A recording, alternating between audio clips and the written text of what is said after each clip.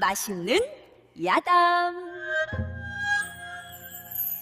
박인수는 마흔을 바라보는 나이가 되도록 과거에 급제하지 못한 채 고향에서 훈장 노릇을 하며 근근히 살아왔습니다. 올해가 마지막이라는 각오로 다시 한번 과거 시험에 도전하기 위해 한양으로 가는 길에 올랐고 보따리 하나 메고 걸어서 사흘째 되던 날 해가 뉘엿뉘엿 넘어가고 있었습니다. 산골 마을에 들어서자 낡은 주막 하나가 보였고 인수는 안도의 한숨을 내쉬며 주막 문을 열었습니다. 주인장 계십니까? 인수가 안으로 들어서자 머리가 희끗희끗한 주막 주인이 나왔고 인수를 보더니 반가운 듯 고개를 끄덕였습니다. 어서 오십시오, 선비님. 방이 필요하신가 보네요. 예, 하룻밤만 묵어가려 합니다. 주막 주인 김주사는 인수를 안내하려다 잠시 멈칫하며 난처한 표정을 지었습니다. 선비님, 죄송하지만 앞방은 이미 다른 손님들이 쓰고 계십니다. 뒷방이 하나 있긴 한데. 김주사는 말끝을 흐렸고 인수는 뒷방이면 괜찮습니다라고 대답했습니다. 아니, 그게 뒷방은 좀 그렇습니다. 귀신이 나온다는 소문이 있어서 아무도 안 쓰려고 합니다. 김주사가 조심스럽게 말하자 인수는 피식 웃으며 귀신이든 뭐든 하룻밤만 지내면 되지 않겠습니까? 라고 말했습니다. 김주사는 여전히 걱정스러운 얼굴로 그럼 정 그러시다면 라며 인수를 뒷방으로 안내했습니다. 방문을 열자 오랫동안 사람이 쓰지 않았는지 냉기가 확 밀려왔고 먼지가 쌓인 방바닥이 눈에 들어왔습니다. 제가 청소라도 해드릴까요? 김주사가 미안한 듯 물었지만 인수는 괜찮습니다. 제가 알아서 하겠습니다라며 보따리를 내려놓았습니다. 김주사가 나간 뒤 인수는 방안을 간단히 쓸고 닦았고 구석에 놓인 낡은 촛대에 불을 붙였습니다.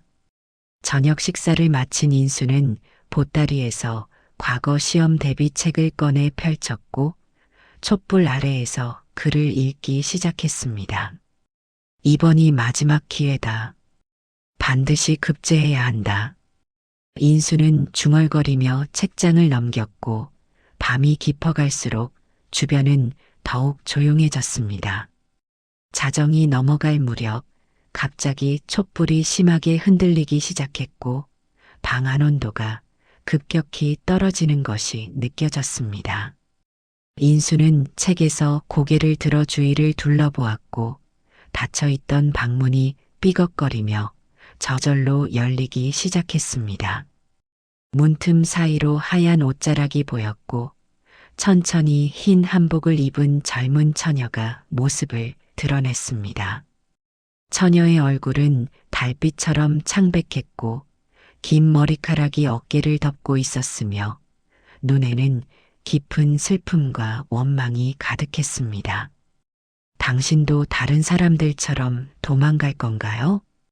처녀가 인수를 노려보며 물었고 목소리는 차갑고 쓸쓸했습니다. 인수는 책을 천천히 덮으며 처녀를 똑바로 바라보았고 도망갈 이유가 없소라고 차분히 대답했습니다. 처녀는 인수의 태도에 잠시 당황한 듯 멈칫했고 당신은 겁이 없습니까? 라고 다시 물었습니다.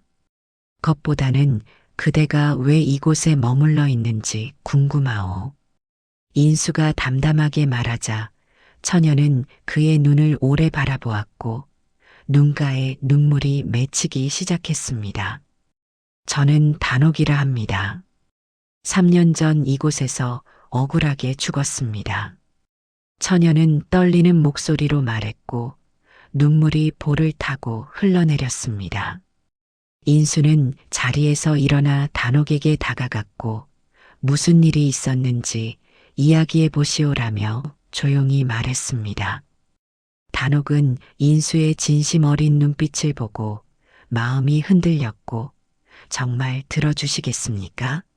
라고 물었습니다. 들어주겠소. 그대의 이야기를 끝까지 들어주겠소. 인수의 대답에 단옥은 천천히 입을 열기 시작했고 3년 전 그날 밤의 이야기를 꺼내기 시작했습니다. 3년 전 가을, 단옥은 주막 주인 김주사의 외동딸로 부모를 도와 손님들을 맞이하며 평범하게 살고 있었습니다. 18살의 단옥은 예쁘고 착해서 마을 사람들의 사랑을 받았고 부모님도 딸을 무척 아꼈습니다. 어느 가을 저녁 주막에 손님들이 몰려들기 시작했고 단옥은 부지런히 술과 안주를 날랐습니다. 단옥아, 이쪽 손님들 술 좀 더 갖다 드려라. 아버지 김주사가 부르자 단옥은 예, 아버지라고 대답하며 술병을 들고 손님들에게 다가갔습니다. 그때 주막 문이 벌컥 열리며 이 마을 양반가의 자제 최성호가 친구 2명과 함께 들어왔습니다. 주인장, 술 한 상 차려주시오. 오늘 기분 좋은 날이니 제대로 마셔야겠소. 최성호가 큰 소리로 말하며 자리에 앉았고 이미 얼굴이 붉은 것을 보니 다른 곳에서 술을 마신 듯 했습니다. 단옥은 불쾌한 느낌이 들었지만 참고 술상을 차려 나르기 시작했습니다. 오, 단옥이로구나. 참 예쁘게도 컸네. 안 그런가, 자네들? 최성호가 단옥을 보며 음탕한 눈빛으로 훑어보았고 친구들도 킥킥거리며 웃었습니다. 단옥은 얼굴을 붉히며 술상을 내려놓고 재빨리 자리를 피하려 했습니다. 아이고, 선비님들 천천히 드십시오. 단옥이 인사를 하고 돌아서려는데 최성호가 잠깐만 기다려 보시오라며 그녀의 팔을 붙잡았습니다. 뭐 하시는 겁니까? 놓으세요. 단옥이 손을 뿌리치려 했지만 최성호의 힘이 새어 빠져나올 수 없었습니다. 내가 감히 양반을 거역하느냐? 내가 술 한 잔 따라달라는데 그것도 못하겠다는 거냐? 최성호가 화를 내며 단옥을 끌어당겼고 단옥은 비틀거리며 그의 품에 넘어질 뻔했습니다. 도련님, 제발 그만하십시오. 아버지께서 보십니다. 단옥이 애원하듯 말했지만 최성호는 그래서 어쩔 건데? 라며 비웃었습니다. 주변 손님들은 모두 고개를 돌렸고 아무도 최성호를 말리지 않았습니다. 최성호는 단옥을 뒷방으로 끌고 들어가기 시작했고 단옥은 살려주세요, 아버지. 라고 비명을 질렀습니다. 김주사가 달려왔지만 최성호의 친구들이 앞을 가로막았고 주인장, 도련님께서 할 말씀이 있으신 모양이니 잠시만 기다리시오라며 비웃었습니다. 이놈들이 당장 내 딸을 놓지 못해? 김주사가 소리쳤지만 친구들은 그를 밀쳐냈고 김주사는 바닥에 넘어졌습니다. 뒷방 문이 쾅 닫혔고 안에서 단옥의 비명소리가 들려왔습니다. 제발 그러지 마세요. 살려주세요.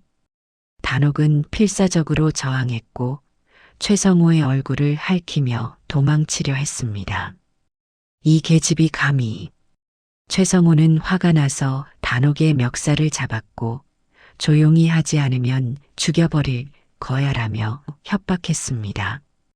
단옥은 더욱 크게 소리를 질렀고 최성호는 이성을 잃은 채 단옥의 목을 조르기 시작했습니다.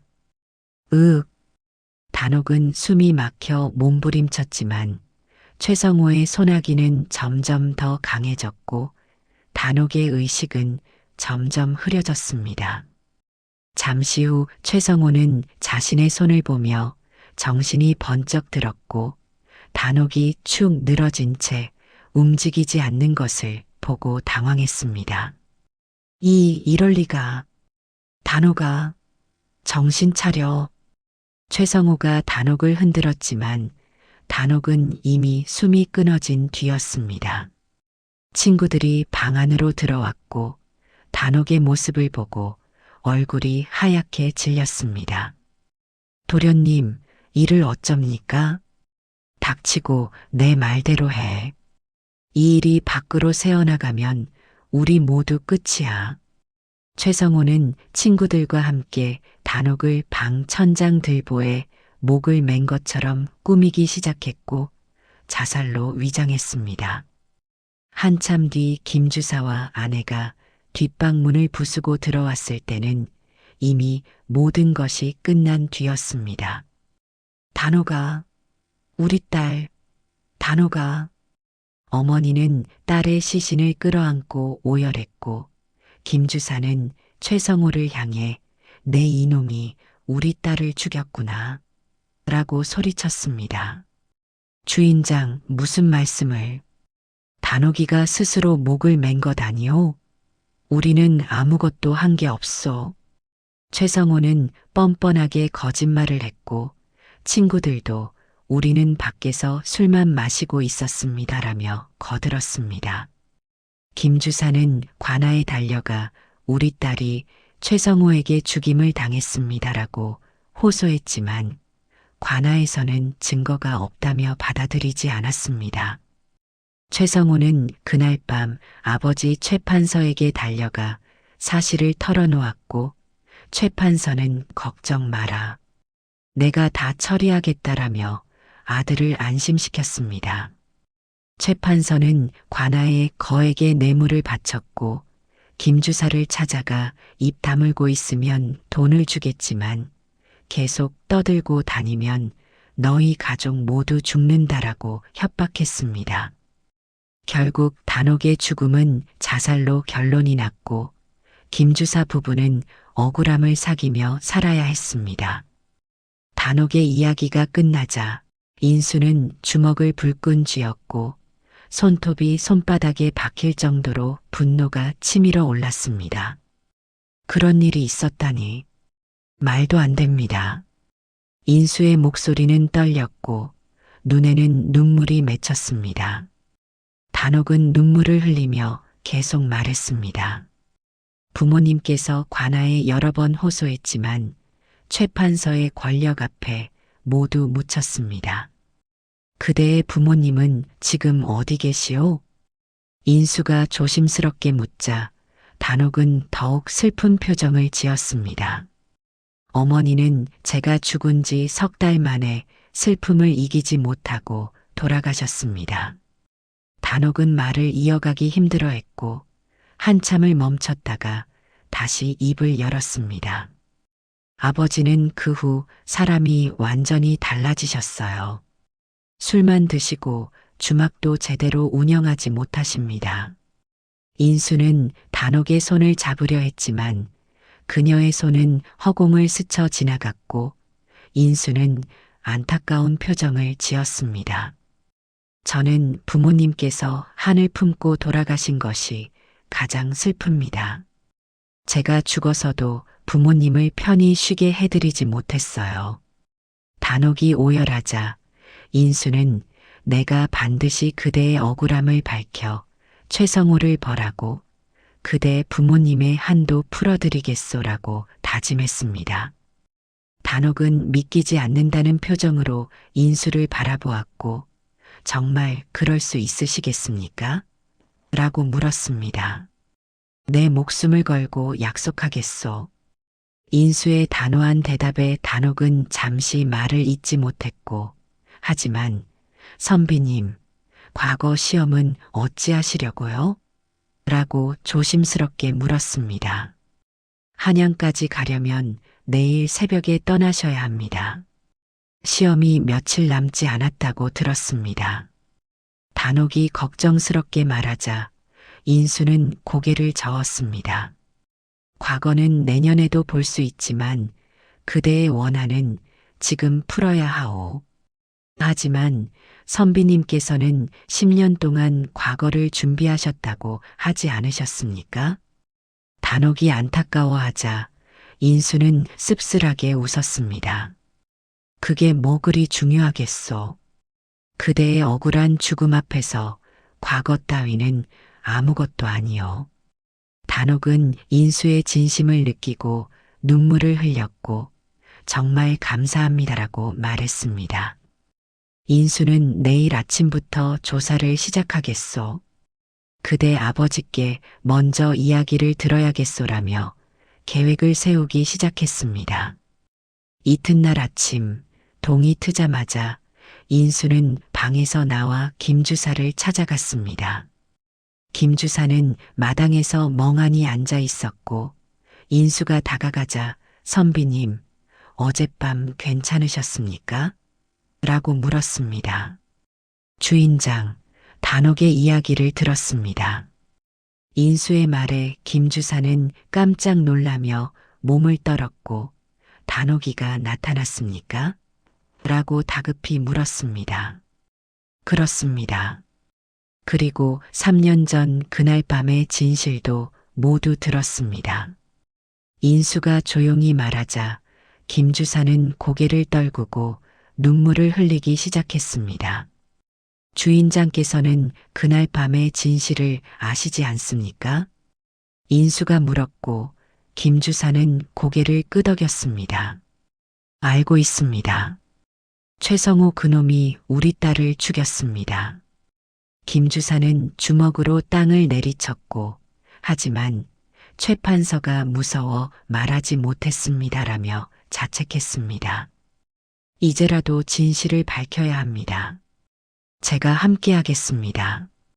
인수가 김 주사의 어깨를 잡자 김 주사는 떨리는 목소리로 말했습니다. 선비님, 최 판서는 이 지방에서 가장 큰 권력자입니다. 그를 건드리면 우리 모두 죽습니다. 그래도 해야 합니다. 단옥의 원한을 이대로 묻을 순 없지 않습니까? 인수의 단호한 말에 김 주사는 한참을 망설이다가 알겠습니다. 제가 도와드리겠습니다라고 대답했습니다. 인수는 고맙습니다. 함께 정의를 세웁시다라며 김 주사의 손을 꼭 잡았습니다.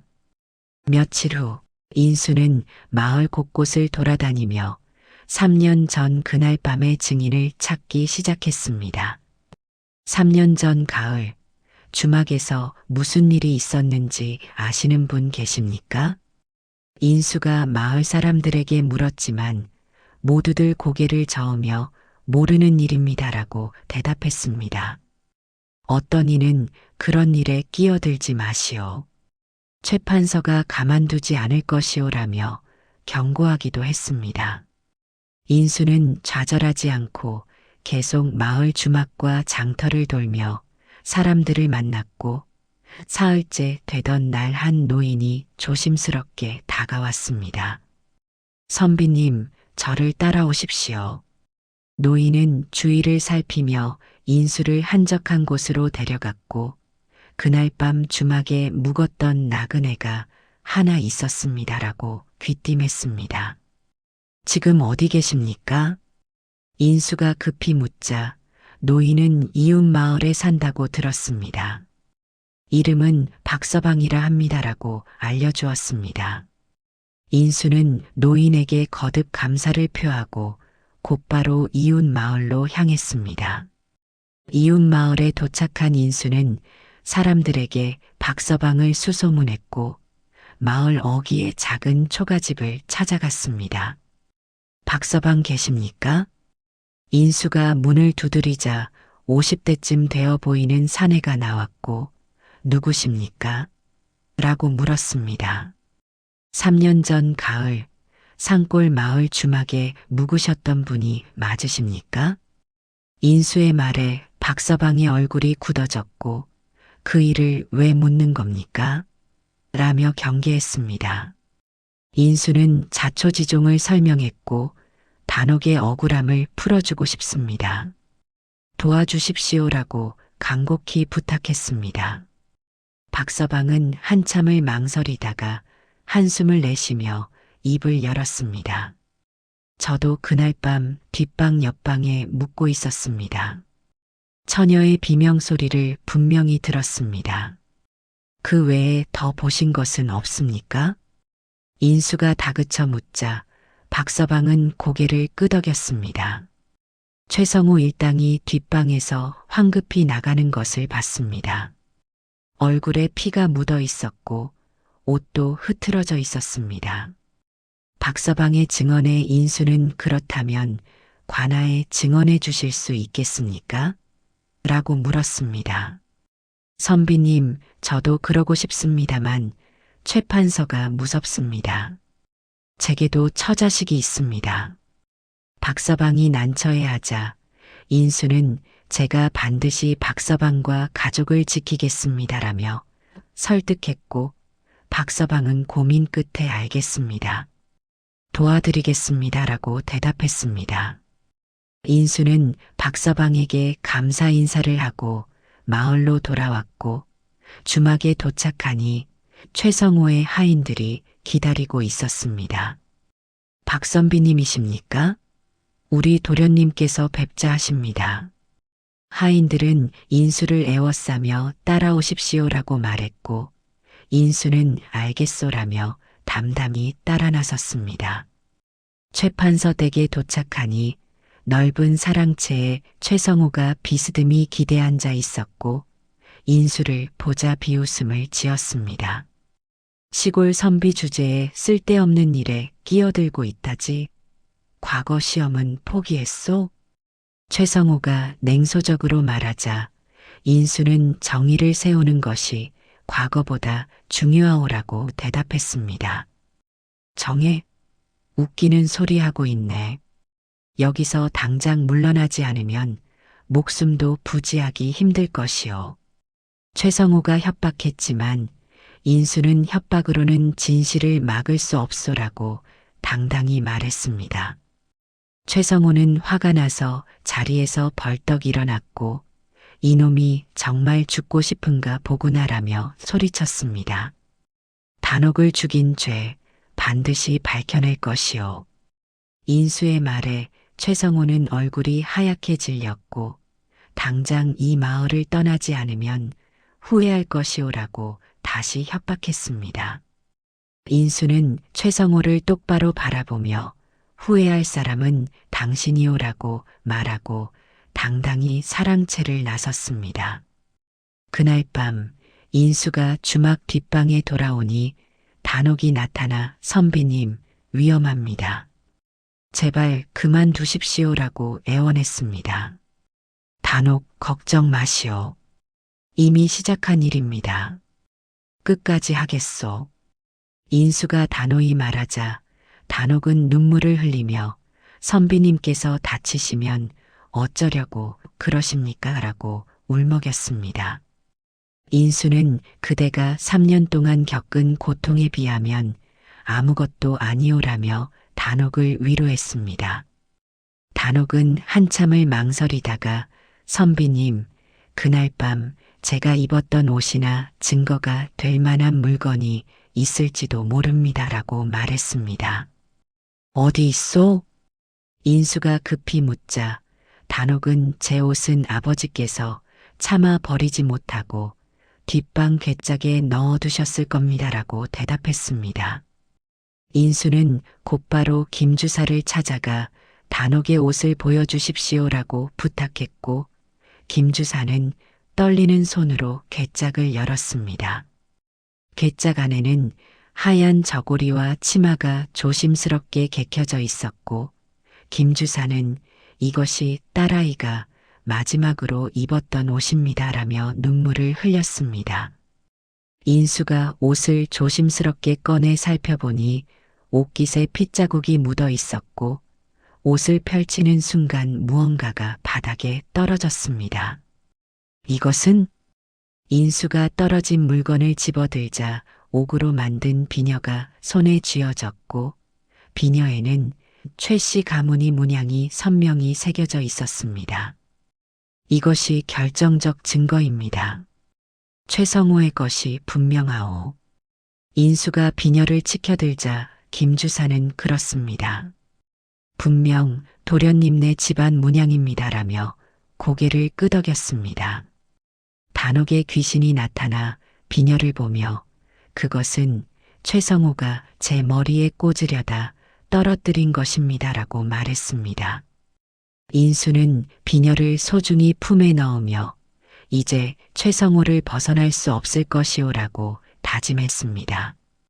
다음 날 아침 인수는 마을에 큰 소식이 돌고 있다는 것을 알게 되었습니다. 한양에서 암행어사가 이 지방에 오셨다더라. 주막 손님들이 수군거리는 소리를 듣고 인수는 가슴이 뛰기 시작했습니다. 인수는 곧바로 책상 앞에 앉아 상소문을 작성하기 시작했고 밤새 단옥의 억울한 죽음과 최성호의 만행을 낱낱이 적었습니다. 단옥, 이제 그대의 한을 풀어드릴 수 있을 것 같소?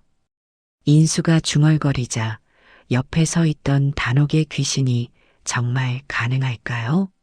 라며 불안해했습니다. 이튿날 인수는 상소문과 옥비녀를 품에 넣고 한의사가 묵고 있다는 객사를 찾아갔습니다. 객사 앞에는 관원들이 지키고 있었고 인수는 어사또를 뵙고자 합니다라며 상소문을 내밀었습니다. 관원이 상소문을 받아 안으로 들어갔고 잠시 후 들어오라 하는 목소리가 들렸습니다. 인수가 안으로 들어가니 40대 중반의 단정한 인상의 한의사가 앉아 있었고 무슨 일로 찾아왔는가? 라고 물었습니다. 인수는 무릎을 꿇고 억울하게 죽은 처녀의 원한을 풀어주시기 바랍니다라며 상소문과 옥비녀를 바쳤습니다. 한의사는 상소문을 펼쳐 읽기 시작했고 읽으면서 표정이 점점 굳어졌습니다. 이것이 모두 사실인가? 한의사가 묻자 인수는 한 글자도 거짓이 없습니다라고 대답했습니다. 한의사는 옥비녀를 들어 살펴보며 최 씨 가문의 문양이 분명하구나라고 중얼거렸습니다. 증인도 있는가? 한의사가 묻자 인수는 주막 주인 김주사와 그날 밤 주막에 묵었던 박서방이 증언할 수 있습니다라고 대답했습니다. 한의사는 고개를 끄덕이며 이것이 사실이라면 용서할 수 없는 죄다. 즉시 조사를 시작하겠다라고 말했습니다. 그날 오후 한의사는 김주사와 박서방을 불러 증언을 들었고 두 사람 모두 떨리는 목소리로 진실을 말했습니다. 제 딸이 최성호에게 죽임을 당했습니다. 제가 직접 봤습니다. 김주사가 눈물을 흘리며 증언하자 한의사는 왜 그동안 말하지 않았는가? 라고 물었습니다. 최 판서가 저를 협박했고 관아도 뇌물을 받아 묵인했습니다. 김주사의 증언이 끝나자 박서방도 저도 그날 밤 비명소리를 들었고 최성호 일당이 황급히 나가는 것을 봤습니다라고 말했습니다. 한의사는 충분하다며 즉시 최성호를 압송하라고 명령했고 관원들이 최 판서 댁으로 향했습니다. 최성호가 관아로 끌려왔고 한의사 앞에 무릎을 꿇었습니다.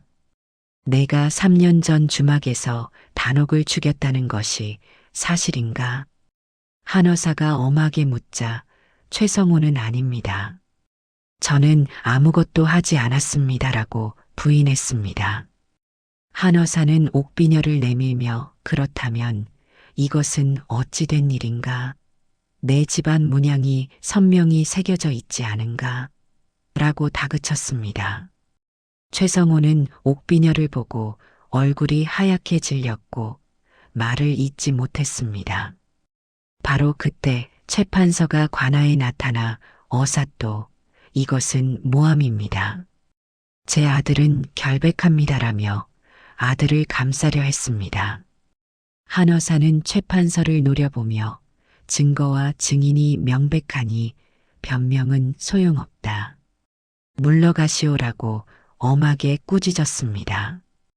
어사또, 제가 지금까지 이 지방을 위해 얼마나 공헌했는지 아십니까? 이런 시골 처녀 하나 때문에. 최 판서가 말하다 한의사가 손을 들어 막았습니다. 그 말을 들으니 그대도 공범이 분명하구나. 당장 입을 다물지 못할까? 한의사의 호통에 최 판서는 할 말을 잃었고 최성호는 떨리기 시작했습니다. 한의사는 최성호를 향해 마지막으로 묻겠다. 내가 단옥을 죽였는가? 라고 물었습니다. 최성호는 한참을 버티다가 결국 고개를 떨구며 제가 그랬습니다라고 자백했습니다. 관아 안에 있던 사람들이 술렁거렸고 김 주사는 따라 이제 원한을 풀었구나라며 오열했습니다. 한의사는 최성호는 살인죄로 귀양을 보내고 최 판서는 아들의 죄를 은폐하고 관아에 뇌물을 준 죄로 관직을 박탈하며 재산 일부를 몰수한다는 판결을 내렸습니다. 마을 사람들은 정의가 실현된 것에 환호했고 잘했다, 잘했어 라며 소리쳤습니다. 인수는 한의사에게 깊이 절을 올리며 정의를 세워주셔서 감사합니다라고 말했고 한의사는 그대의 용기가 없었다면 불가능한 일이었소라며 인수의 손을 잡았습니다. 그날 저녁 인수는 단옥의 무덤을 찾아가 절을 올렸습니다. 단옥, 이제 편히 쉬시오. 그대의 원한을 풀었소. 인수가 말하자 단옥의 귀신이 나타났고 얼굴에는 환한 미소가 번졌습니다. 선비님, 정말 감사합니다. 선비님 덕분에 제 한이 풀렸습니다. 단옥은 눈물을 흘리며 이제야 마음 편히 부모님께 갈 수 있습니다라고 말했습니다. 인수는 그대가 평안하다니 나도 기뻐오라며 미소 지었습니다. 선비님께서 저를 위해 과거를 포기하신 은혜를 평생 잊지 않겠습니다. 단옥이 말하자 인수는 과거쯤이야 아무것도 아니오라고 대답했습니다. 아닙니다. 제가 저승에서 선비님을 위해 기도하겠습니다. 반드시 좋은 일이 있을 겁니다. 단옥은 점점 환한 빛에 쌓이기 시작했고 선비님, 편히 쉬시오. 그리고 행복하십시오라는 말을 남기고 빛 속으로 사라져 갔습니다. 인수는 빛이 사라진 자리를 한참 바라보며 단옥, 그대도 편히 쉬시오라고 작별 인사를 했습니다. 며칠 후 인수는 한양으로 향하는 길에 올랐고 마음은 무거웠지만 후회는 없었습니다. 과거를 놓쳤지만 옳은 일을 했다. 그것으로 족하다. 인수는 스스로에게 되뇌며 발걸음을 옮겼고 사흘을 걸어 한양에 도착했습니다. 한양 거리는 북적거렸지만 과거 시험의 열기는 이미 사라진 뒤였고 인수는 성균관 앞에 멈춰 섰습니다. 벌써 시험이 끝났구나. 인수는 한숨을 내쉬며 시험장 앞 게시판을 바라보았고 합격자 명단이 붙어 있었습니다. 다른 선비들은 명단을 보며 환호하거나 낙담하는 모습이었고 인수는 그 모습을 멀리서 바라만 봤습니다. 10년을 준비했는데 인수는 무릎이 꺾이는 것을 느꼈고 그 자리에 주저앉았습니다. 주변 사람들이 인수를 힐끗 보고 지나갔지만 인수는 신경 쓰지 않았습니다. 이제 어떻게 하나? 나이도 이미 40인데. 인수는 깊은 한숨을 내쉬었고 하늘을 올려다보았습니다. 한참을 그렇게 앉아 있다가 인수는 천천히 고개를 들었습니다. 그래도 후회는 없다. 단옥의 한을 풀어준 것이 과거보다 중요했다. 인수는 스스로를 위로하며 자리에서 일어났고 내년을 기약하자라며 다짐했습니다. 인수는 한양에서 며칠 머물다 고향으로 돌아가기로 결심했고 돌아가는 길에 스승 정훈장이 계신 마을을 찾아갔습니다. 정훈장은 작은 초가에서 책을 읽고 계셨고 인수를 보자 반갑게 맞이했습니다. 인수야, 왔구나. 과거는 어찌 되었느냐? 정훈장이 물었고 인수는 스승 앞에 무릎을 꿇으며 놓쳤습니다라고 담담히 대답했습니다. 정훈장은 놀란 표정으로 무슨 일이 있었느냐? 라고 물었고 인수는 단옥의 일을 처음부터 끝까지 자세히 설명했습니다. 이야기를 다 듣고 난 정훈장은 고개를 끄덕이며 그래, 잘했다라고 말했습니다. 스승님, 제가 과거를 놓친 것은 잘한 일입니까? 인수가 조심스럽게 묻자 정훈장은 인수의 손을 꼭 잡았습니다. 내가 한 일이 진짜 공부다. 과거 급제보다 훨씬 귀한 일을 했구나. 정훈장의 말에 인수는 눈물이 핑 돌았고 하지만 이제 나이도 많은데 어찌합니까라고 말했습니다. 인수야, 하늘은 의로운 사람을 저버리지 않는다. 너의 선행은 반드시 보답받을 것이다. 정훈장은 인수의 등을 토닥이며 포기하지 말고 내년에 다시 도전하거라라고 격려했습니다. 인수는 예, 스승님. 다시 한번 도전하겠습니다라며 고개를 숙였습니다. 정훈장은 오늘 밤은 여기서 묵어가거라. 내일 떠나도 늦지 않다라고 말했고 인수는 감사합니다라며 받아들였습니다. 그날 밤 인수는 스승댁 사랑채에서 잠을 청했고 깊은 잠에 빠져들었습니다. 꿈속에서 환한 빛이 나타나더니 단옥이 모습을 드러냈고 얼굴에는 평화로운 미소가 가득했습니다. 선비님, 저예요. 단옥이에요. 단옥이 말하자 인수는 단옥, 잘 있었소? 라고 물었습니다. 예, 선비님 덕분에 이승의 한을 풀고 저승에서 편히 지내고 있습니다. 단옥은 환하게 웃으며 선비님, 제가 염라대왕님께 선비님의 선행을 아뢰었습니다라고 말했습니다. 무슨 말이요? 인수가 묻자 단옥은 선비님께서 저를 위해 과거를 포기하고 정의를 세우신 일을 말씀드렸더니 대왕님께서 크게 감동하셨습니다라고 대답했습니다. 단옥은 인수에게 다가와 내년 과거는 반드시 급제하실 겁니다. 하늘이 선비님을 돕고 계십니다라고 말했습니다. 단옥. 인수가 감격하여 말을 잇지 못하자 단옥은 선비님, 포기하지 마세요. 반드시 좋은 일이 있을 겁니다라며 미소 지었습니다. 단옥은 점점 빗속으로 사라지기 시작했고 선비님, 건강하세요. 꼭 급제하십시오라는 말을 남기고 사라졌습니다. 인수는 꿈에서 깨어났고 아침 햇살이 방 안을 환히 비추고 있었습니다.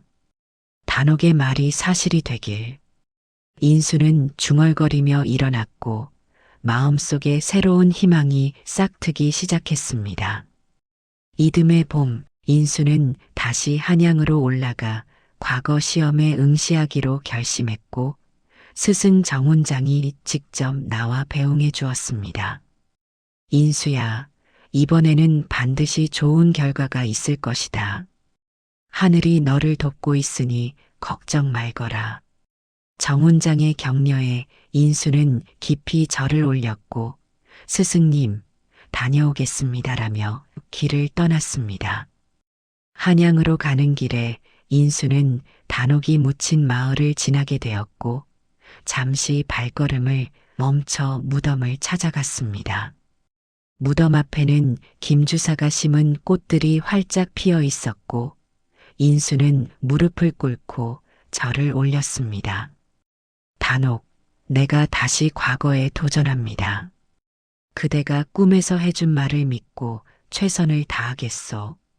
인수가 말을 마치자 따뜻한 봄바람이 불어왔고 마치 단옥이 대답하는 것 같았습니다. 한양에 도착한 인수는 시험 전날 밤 객사에서 마지막 공부를 했고 이번이 진짜 마지막이다라는 각오를 다졌습니다. 시험 당일 아침 인수는 성균관 시험장으로 향했고 수많은 선비들이 모여 있었습니다. 올해도 경쟁이 치열하겠구나. 인수는 중얼거리며 시험장에 들어섰고 자리에 앉아 마음을 가다듬었습니다. 시험관이 문제지를 나눠주기 시작했고 인수는 떨리는 손으로 문제지를 펼쳤습니다.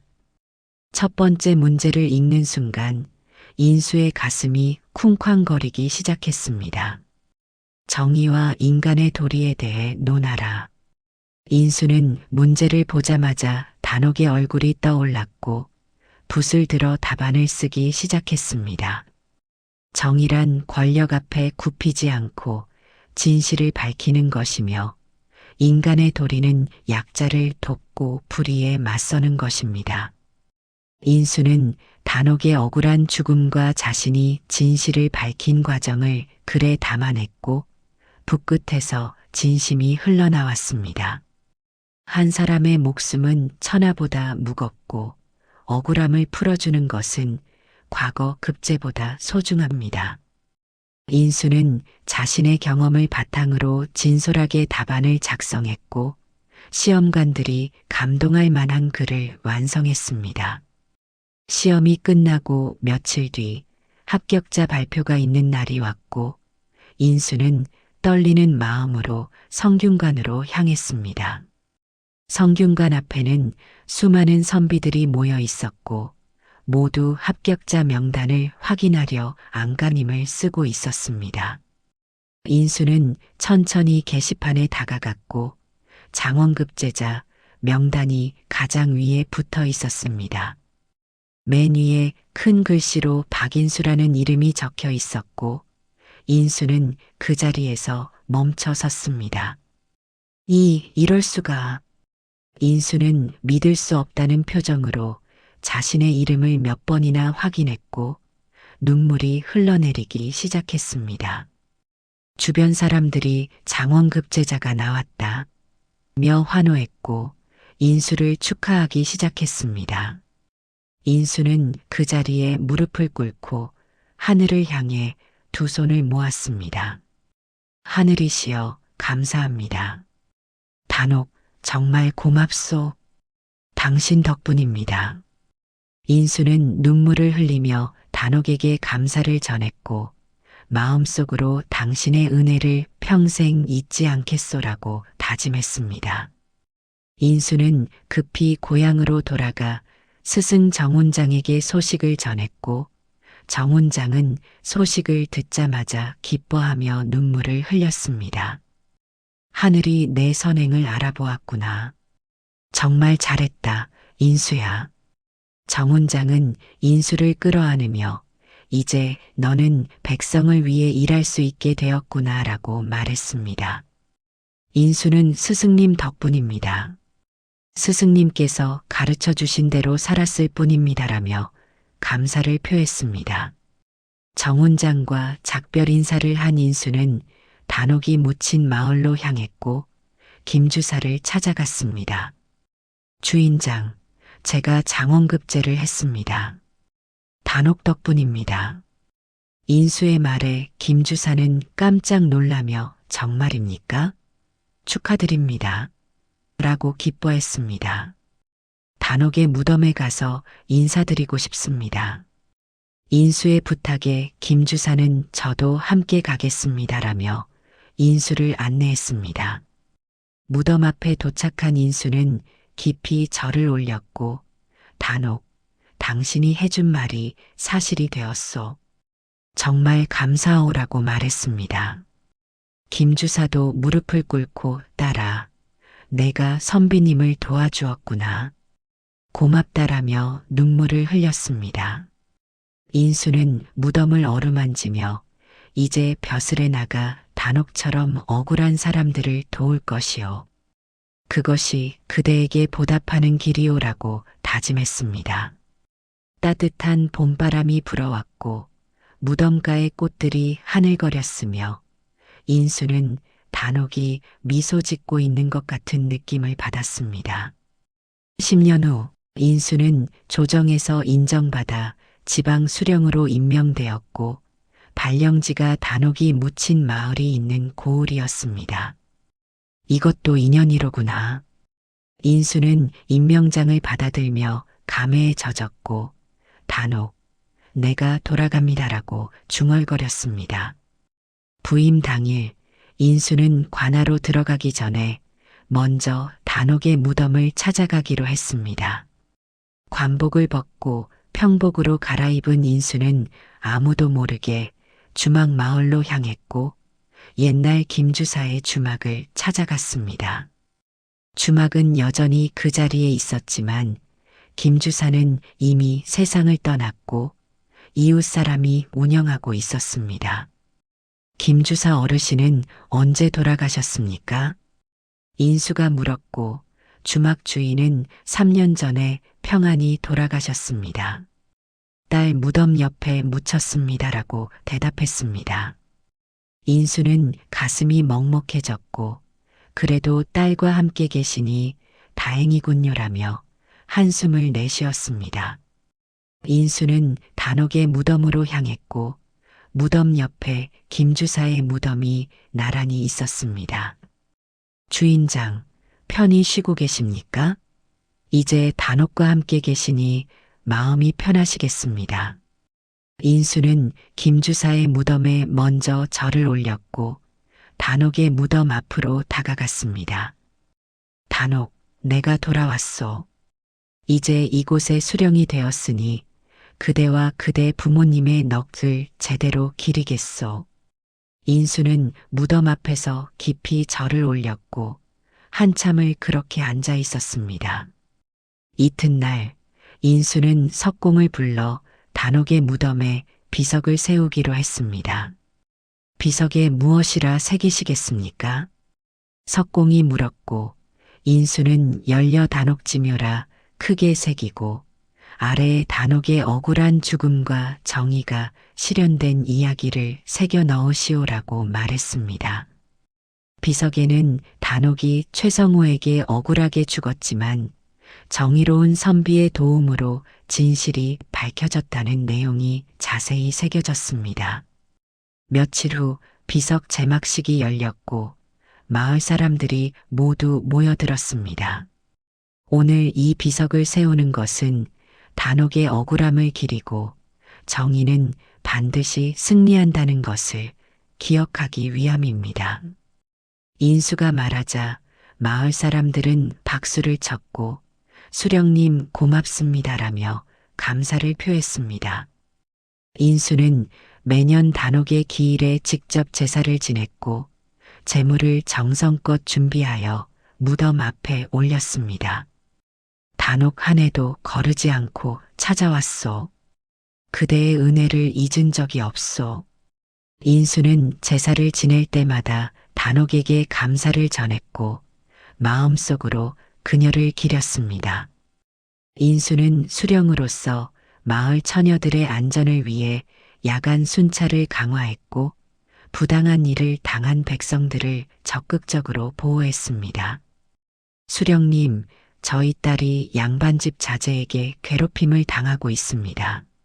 한 백성이 찾아와 호소하자 인수는 즉시 조사에 나섰고 다시는 이런 일이 없도록 하겠소라며 엄벌에 처했습니다. 마을 사람들은 우리 수령님은 정의로우시다라며 인수를 존경했고 인수는 단옥의 일을 떠올리며 더욱 열심히 백성을 위해 일했습니다. 어느 봄날 인수는 단옥의 무덤을 찾았고 무덤가에 하얀 목련꽃이 활짝 피어 있었습니다. 목련꽃이 이렇게 아름답게 피었구나. 인수는 목련꽃을 바라보며 미소 지었고 꽃잎 사이로 단옥의 미소가 어른거리는 듯 했습니다. 단옥, 그대는 지금 어디서 무엇을 하고 있소? 편히 쉬고 계시오? 인수가 중얼거리자 따뜻한 봄바람이 불어왔고 목련꽃잎이 하늘거렸습니다. 단옥, 그대가 준 은혜를 평생 잊지 않겠소. 그대 덕분에 나는 이렇게 백성을 위해 일할 수 있게 되었소. 인수는 무덤 앞에 오래도록 서서 단옥에게 감사의 마음을 전했습니다. 하늘에서는 환한 빛 속에 단옥이 서 있었고 인수를 향해 환하게 웃고 있었습니다. 선비님, 정말 고맙습니다. 선비님 덕분에 저도 이렇게 평안합니다.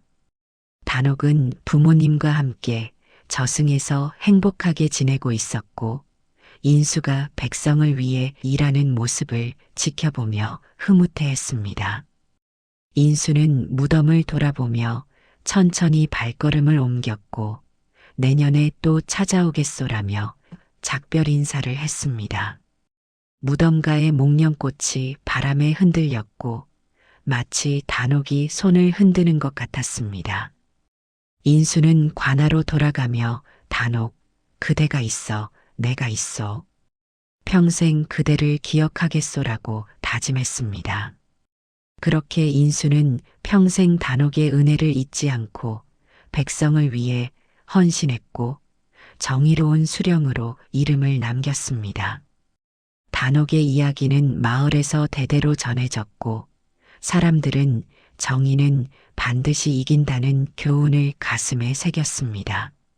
하늘에서 단옥은 인수를 지켜보며 선비님, 정말 고맙습니다. 행복하세요라고 속삭였고 환한 빛 속에서 미소 지었습니다.